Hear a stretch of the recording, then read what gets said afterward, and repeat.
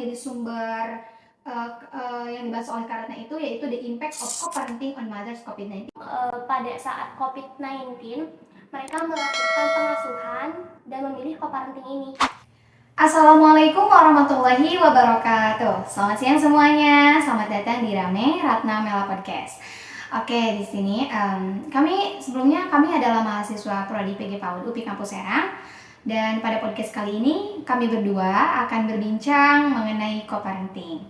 Nah, di sini yang akan share terkait pengetahuan co-parenting adalah Kak Ratna, dan di sini saya Mela Soleh selaku hostnya. Oke. Jadi langsung saja ya kita ke podcastnya. Check it out. Oke teman-teman, tanpa berlama-lama karena aku udah kepo banget ya, pengen tahu apa sih itu co-parenting. Jadi kita langsung ke pertanyaan pertama aja. Kak Ratna, apa sih itu co-parenting?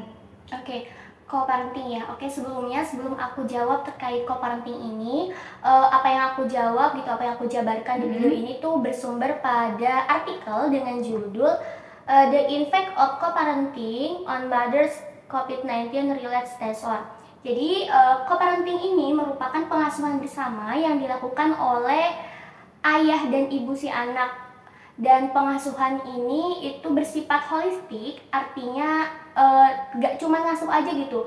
Jadi mencakup juga mendidik anak, kemudian membimbing anak, terus juga memastikan kesehatan anak, keselamatan anak, juga memastikan asupan gizi yang diterima oleh anak gitu, kayak gitu kurang lebihnya ya.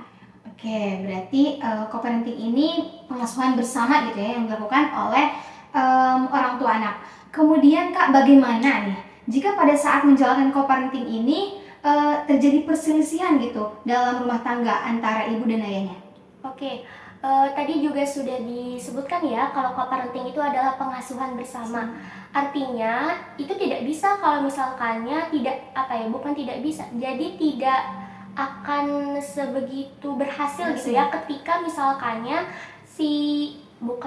ayah dan ibu atau istri dan suami gitu itu saling bertengkar gitu, komunikasinya nggak baik.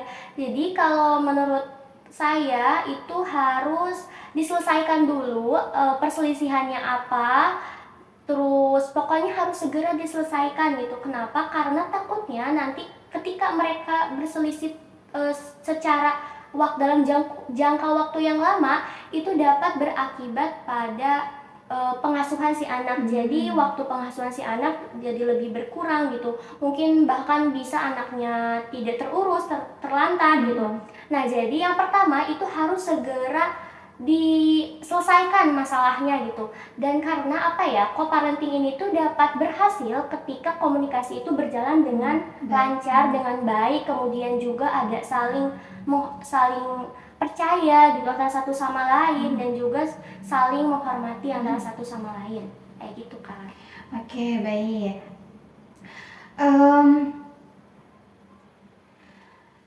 Tadi sebelumnya kakak sebutkan bahwa artikel yang menjadi sumber yang dibahas oleh Kak Ratna itu yaitu the impact of co-parenting on mothers COVID-19 related stressor. Nah, berarti ada dampak dari co-parenting ini terhadap ibu ketika COVID-19.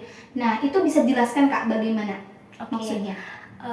Benar ya, ada dampak terkait co-parenting ini pada pengasuhan ketika COVID-19. Nah, di sini itu terjadi pada ibu yang berada di Amerika Serikat dan Kanada.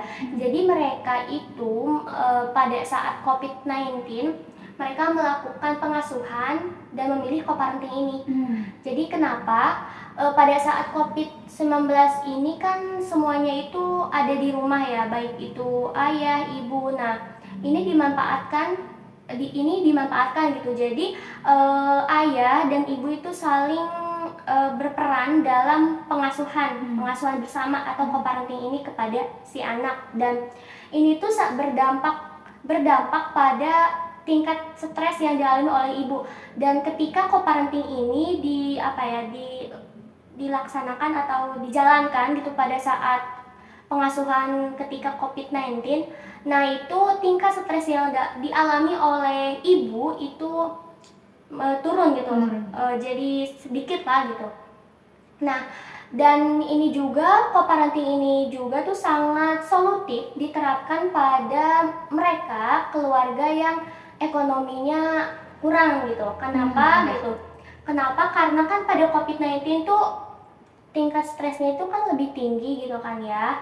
Dan juga apalagi untuk mereka dengan yang berpenghasilan kurang gitu, dimana kebutuhannya tidak terpenuhi dengan baik, dengan cukup gitu. Kemudian mereka juga nggak bisa nyewa babysitter gitu.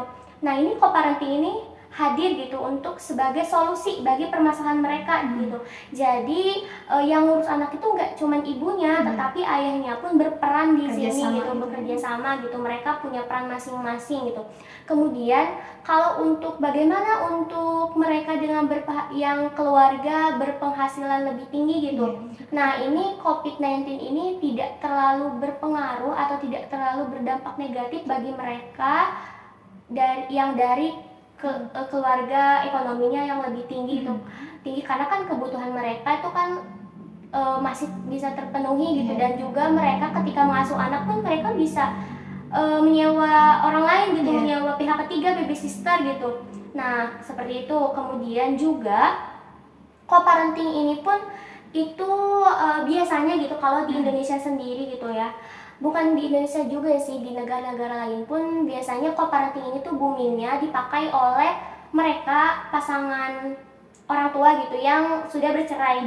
Nah sudah bercerai. Nah ini co-parenting ini biasanya dipakai oleh mereka-mereka yang sudah bercerai, dengan ketentuan nanti ketika akan menjalankan co-parenting ini ada aturan-aturan gitu yang harus mereka kesepakati gitu, kapan dan bagaimana si anak diasuh oleh ayahnya, terus bagaimana si anak diasuh oleh ibunya, seperti itu. Dan juga co-parenting ini tuh bahkan lebih solutif bagi mereka yang sudah bercerai gitu. Karena kenapa? Karena tingkat beban hidupnya gitu, atau tanggungan hidupnya kan untuk mereka yang sudah bercerai atau yang single kan itu lebih rendah gitu kan, lebih rendah.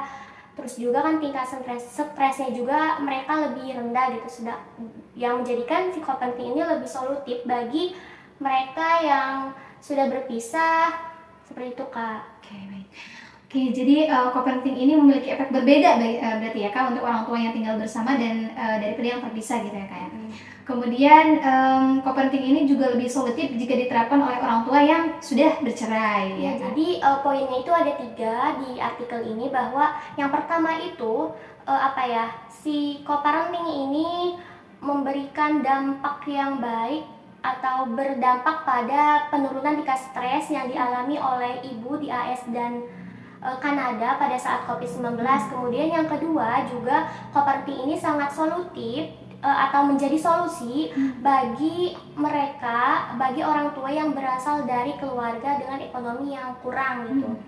Dan juga yang ketiga, ini co-parenting itu menjadi solutif bagi mereka para orang tua yang sudah bercerai seperti itu. Oke, nggak kerasa ya kita sudah bertanya kepada Kak Ratna udah 3 pertanyaan nih.